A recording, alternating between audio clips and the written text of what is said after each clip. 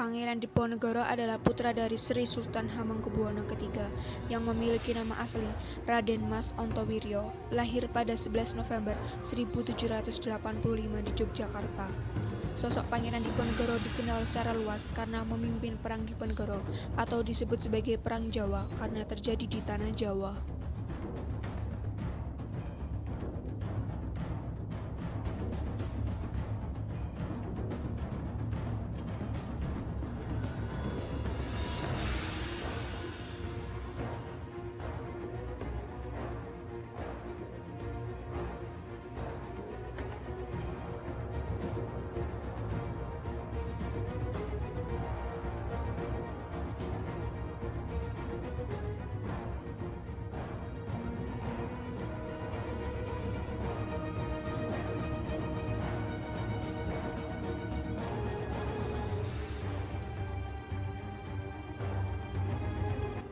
Selain itu, ada peristiwa lain yang menjadi penyebab Perang Diponegoro ini meletus.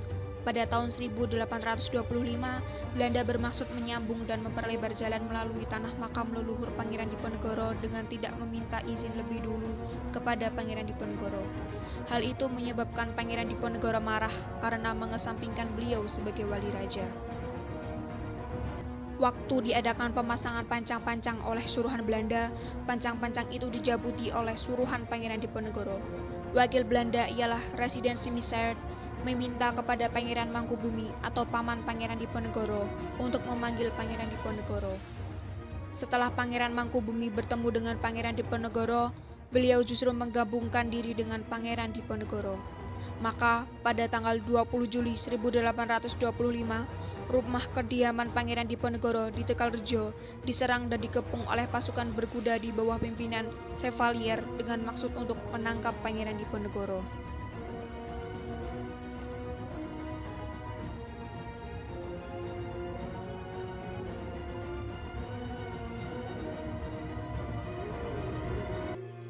Tokoh-tokoh para pembantu Pangeran Diponegoro antara lain 1. Pangeran Mangkubumi 2. Kiai Mojo 3. Sentot Ali Basyah Prawiro Dirjo. Sedangkan tokoh Belanda yang nantinya menawarkan perundingan adalah Jenderal de Kock. Pangeran Diponegoro beserta Pangeran Mangkubumi setelah berhasil meloloskan diri dari kepungan Belanda lalu menuju ke Kalisaka. Di sana pengikut yang berdatangan semakin banyak. Para bangsawan Yogyakarta dan rakyat biasa berduyun-duyun datang menggabungkan diri, sehingga Kalisaka tidak dapat menampungnya dan dipindahkan ke Selarong. Disinilah Pangeran Diponegoro memusatkan pertahanannya dengan mengatur pasukannya. Dalam perang melawan Belanda, Pangeran Diponegoro mempergunakan sistem perang gerilya, yaitu tidak pernah mengadakan penyerangan secara besar-besaran, tetapi hanyalah perang lokal secara tiba-tiba saja. Siasat ini ternyata sangat menguntungkan pasukan Pangeran Diponegoro sebab sulit untuk diatasi oleh Belanda. Berkali-kali Selarong diserang oleh Belanda, tetapi pasukan Pangeran Diponegoro telah mengundurkan diri lebih dahulu. Baru setelah Belanda pergi dari Selarong, tentara Pangeran Diponegoro kembali ke Selarong. Demikian berkali-kali pasukan Belanda menyerang Selarong, selalu mendapatkan tempat itu telah kosong. Waktu itu ada seorang ulama termasyhur dari Surakarta bernama Kiai Mojo turut menggabungkan diri memperkuat pasukan Pangeran Diponegoro. Untuk menghindari serbuan Belanda, Pangeran Diponegoro memindahkan pusat pertahanannya ke Daksa, sebelah barat laut Yogyakarta. Maka selanjutnya serangan-serangan terhadap Belanda dilakukan dari Daksa sebagai pusat pertahanan yang baru. Atas desakan rakyat, para bangsawan dan ulama, Pangeran Diponegoro mengangkat dirinya sebagai kepala negara dengan gelar Sultan Abdul Hamid Heru Cakra Amirul Mukminin Syahidin Panatagama Khalifatullah Tanah Jawa. Pada tanggal 9 Juni 1826, Belanda dengan kekuatannya yang besar berusaha menyerang Pleret, yang menjadi pusat negara setelah penobatan Pangeran Diponegoro. Karena pertahanan di Pleret sudah diperkuat, maka usaha Belanda itu tidak berhasil. Kemudian pada permulaan Juli 1826, Belanda mengulangi serangannya ke Daksa lagi. Namun oleh Pangeran Diponegoro, Daksa telah dikosongkan terlebih dahulu, sehingga serangan Belanda ini gagal. Selanjutnya, Belanda menggunakan siasat baru untuk menghadapi perlawanan Pangeran Diponegoro. Salah satunya adalah dengan menggunakan siasat perbentengan. Setelah Jenderal Marcus de Kock diangkat menjadi panglima seluruh pasukan Belanda tahun 1827, siasat perbentengan atau benteng stelsel ini mulai dijalankan. Dengan cara mendirikan benteng-benteng yang dikelilingi dengan kawat berduri dan dijaga ketat di wilayah kekuasaan Belanda. Siasat demikian dimaksudkan untuk mempersempit daerah kekuasaan Pangeran Diponegoro dan untuk mencerai-beraikan pasukannya.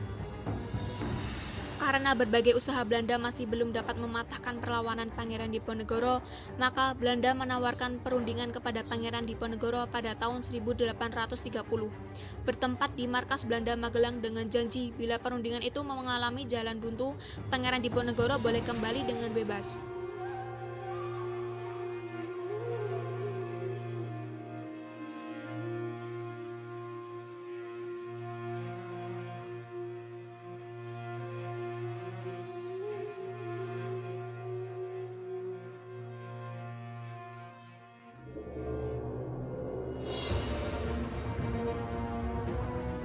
Akhir perjuangan Pangeran Diponegoro.